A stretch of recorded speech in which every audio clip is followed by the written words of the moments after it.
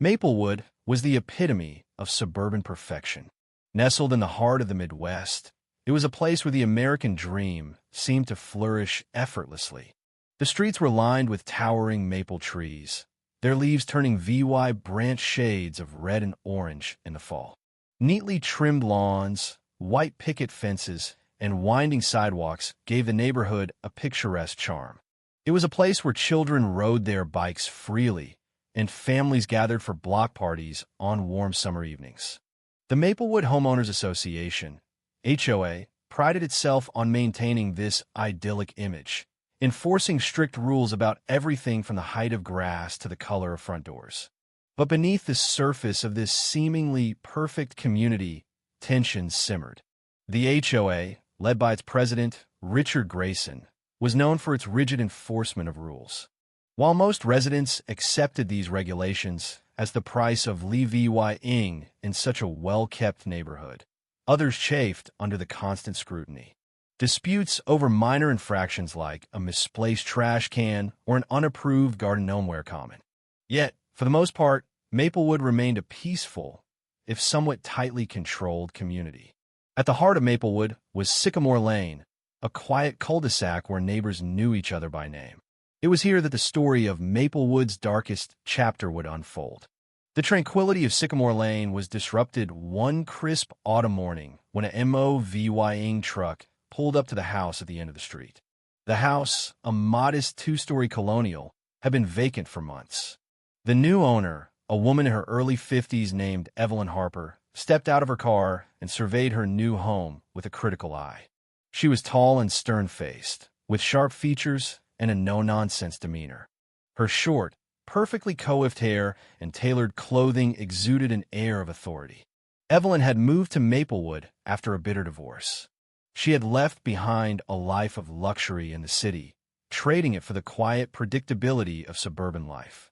But Evelyn was not one to blend into the background. Within days of her arrival, she had joined the HOA's compliance committee, eager to make her mark on the neighborhood.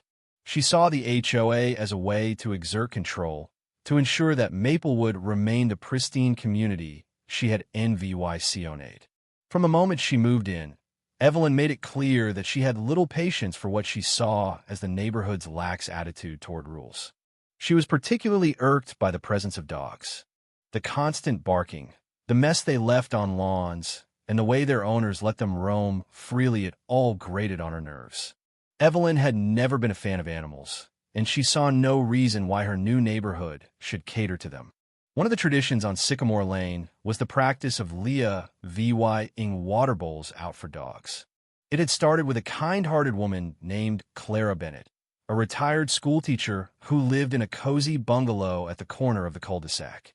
Clara loved animals and had always made sure that the neighborhood dogs had access to fresh water, especially during the hot summer months. Her front porch was adorned with a small sign that read, "All pets welcome for a drink," and a bright red water bowl sat at the edge of her lawn. Over time, other pet owners on Sycamore Lane had followed Clara's lead. It became a common sight to see dogs stopping for a quick drink during their walks. The water bowls were a small gesture of kindness, a way for neighbors to show their love for their furry companions. Most residents appreciated the practice, seeing it as a reflection of the community's warmth and generosity. But Evelyn Harper saw it differently. To her, the water bowls were an eyesore, a symbol of the neighborhood's disregard for order.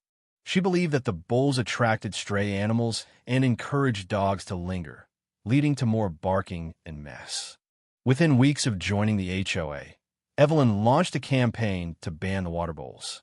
She wrote letters to the board, citing obscure health and safety regulations, and posted notices on the doors of pet owners, warning them to remove the bowls or face fines.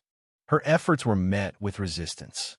Clara Bennett, in particular, was outraged. "This is a neighborhood, not a dictatorship," she declared at an HOA meeting. "We've always taken care of our pets, and we're not going to stop now just because someone doesn't like it." But Evelyn was undeterred. She began keeping a log of every dog she saw drinking from the bowls, noting the times and locations. She even took photos, which she presented at HOA meetings as evidence of the problem. Her fixation on the water bowls grew, and soon it became clear that she would stop at nothing to see them removed. One cool October evening, as the sun dipped below the horizon, Evelyn Harper made her move.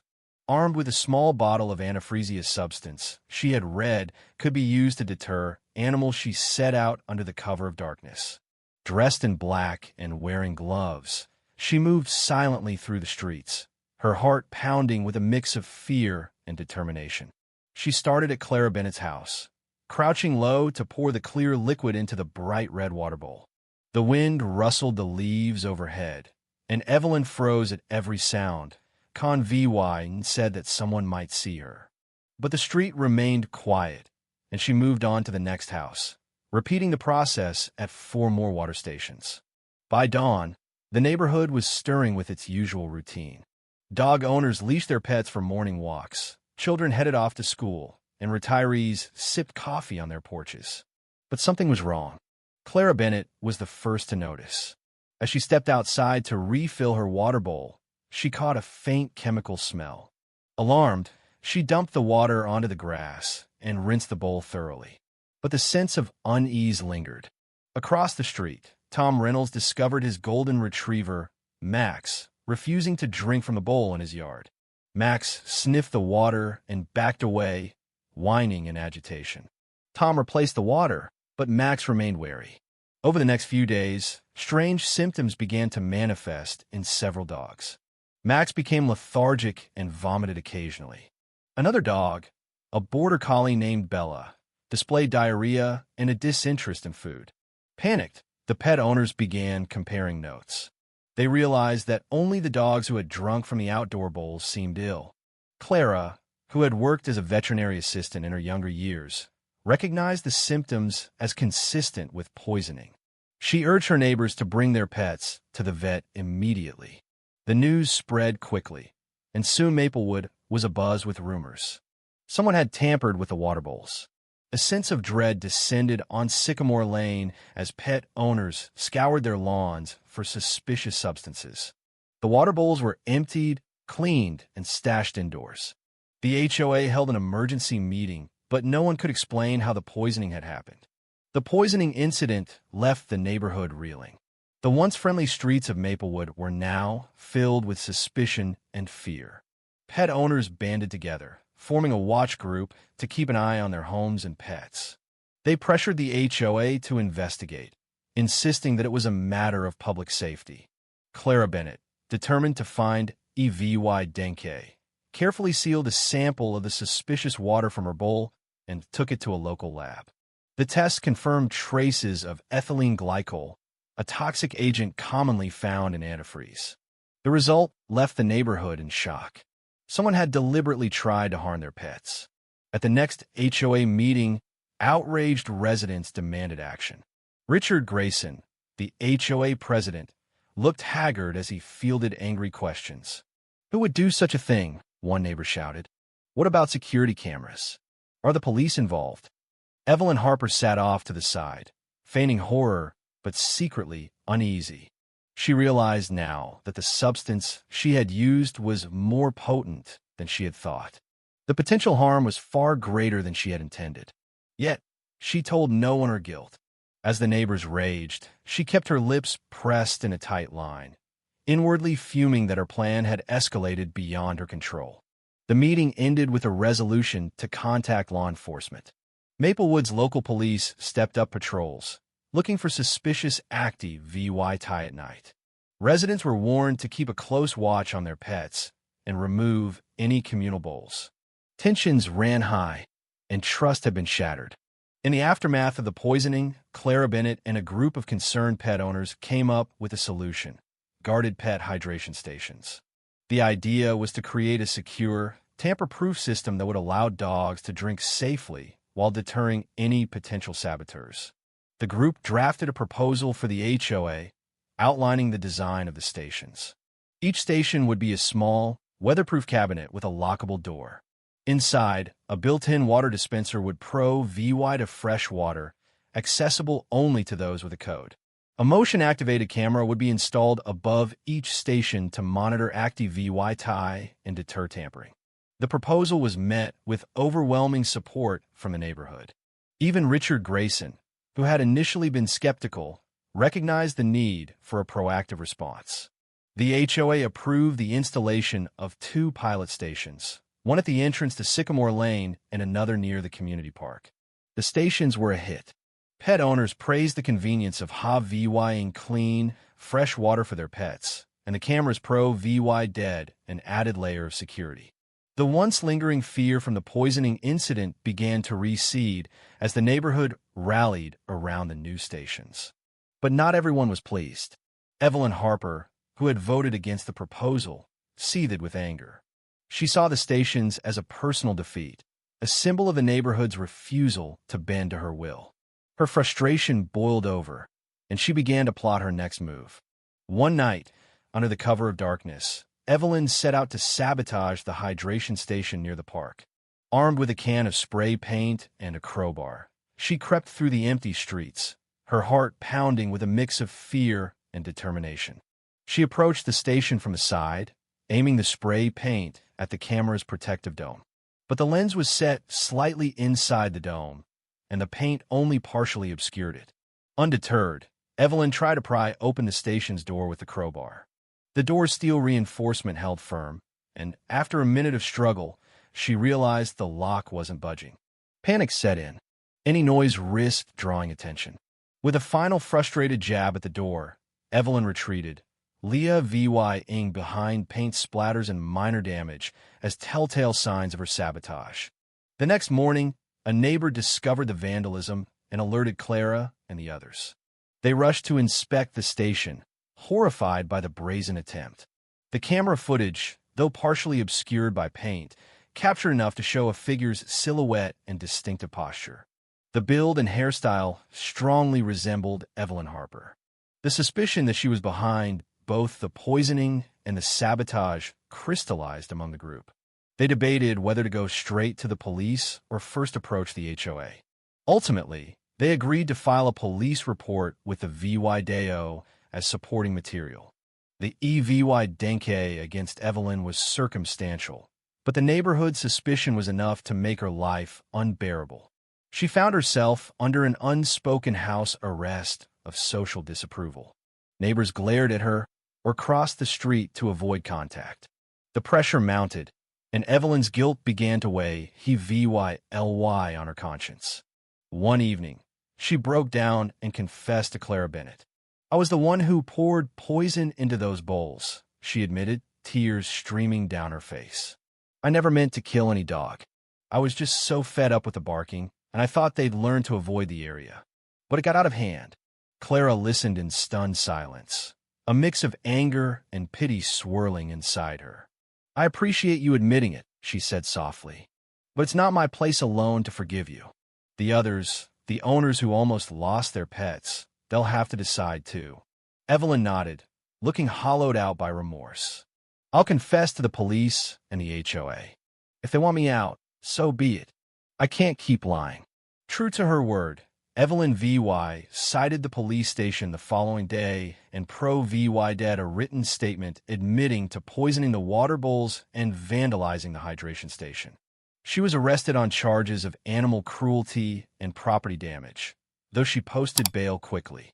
The news of her confession sent shockwaves through Maplewood. Some demanded she face prison time, while others felt pity for her OBVY's mental health struggles. At an emergency HOA meeting, Evelyn tendered her resignation from the board, her eyes downcast as she apologized publicly. "I lost sight of reason," she said. "I let my personal annoyance with barking dogs overshadow basic decency. I'm truly sorry to everyone I've hurt." The neighborhood's reactions were mixed. Some nodded solemnly, while others turned their backs, too angry to accept her contrition. With Evelyn gone, the neighborhood took a collective exhale. The dog owners felt VY indicated, and the children who had worried about their pets' safety breathed easier. In the months that followed, Maplewood began to heal. The hydration stations, now a firmly rooted fixture, continued to serve the neighborhood's pets. Volunteers kept them operational, even on chilly days, placing small warmers inside to prevent freezing. Footage from the cameras showed nothing but happy dogs and owners, and no further tampering attempts were made. Evelyn's house eventually went up for sale, and she moved away, presumably seeking a fresh start. Some neighbors whispered about the leniency of her plea bargain, which required probation, community service, and mandated counseling for anger management. Others felt that was a fair conclusion, preserving both accountability and a path for redemption. Maplewood carried on, forging an identity as a place that valued not just neat lawns, but also the well-being of every furry companion. The story of the poison water bowls and the triumphant rise of the hydration stations became local lore, a testament to how adversity could galvanize a community.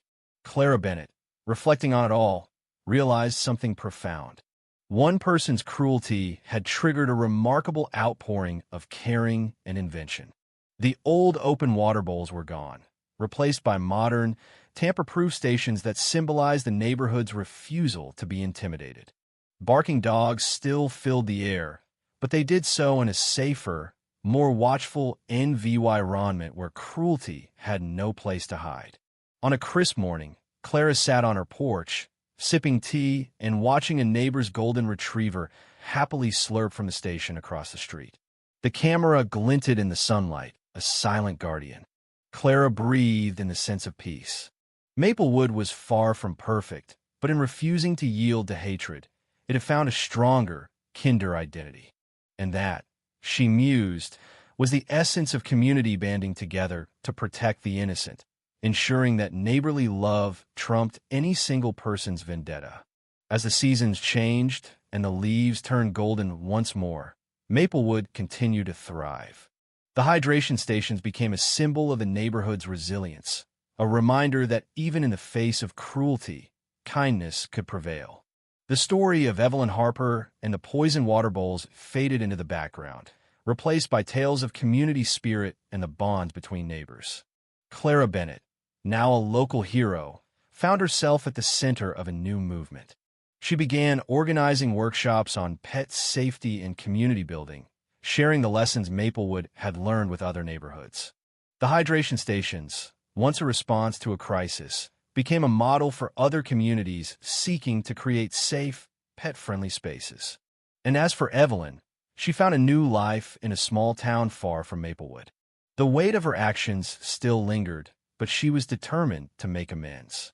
She volunteered at a local animal shelter, finding solace in the unconditional love of the very creatures she had once sought to harm. In the end, Maplewood's story was one of redemption and resilience. It was a reminder that even in the darkest moments, there's always hope for a brighter future. And as the sun set over Sycamore Lane, casting a warm glow over the hydration stations, the neighborhood knew that they had emerged stronger, kinder, and more united than ever before. As Maplewood continued to heal, the story of the hydration stations spread beyond the neighborhood. News outlets picked up the tale, highlighting how a small community had turned a crisis into an opportunity for innovation and unity. Clara Bennett found herself in the spotlight, giving interviews and speaking at conferences about the importance of community-driven solutions. She became a symbol of resilience, her name synonymous with kindness and determination. The success of the hydration stations inspired other neighborhoods to adopt similar measures. Clara and her team of volunteers created a detailed guide on how to build and maintain secure pet hydration stations, complete with blueprints, cost estimates, and safety protocols.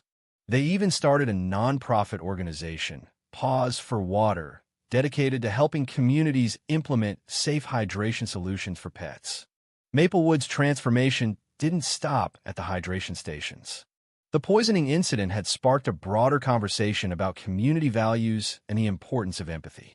The HOA, under new leadership, began to focus more on fostering a sense of belonging rather than enforcing rigid rules. Block parties, community gardens, and neighborhood watch programs flourished, bringing residents closer together. Meanwhile, Evelyn Harper was navigating her own journey of redemption. In her new town, she kept a low profile, but the guilt of her actions in Maplewood weighed heavily on her.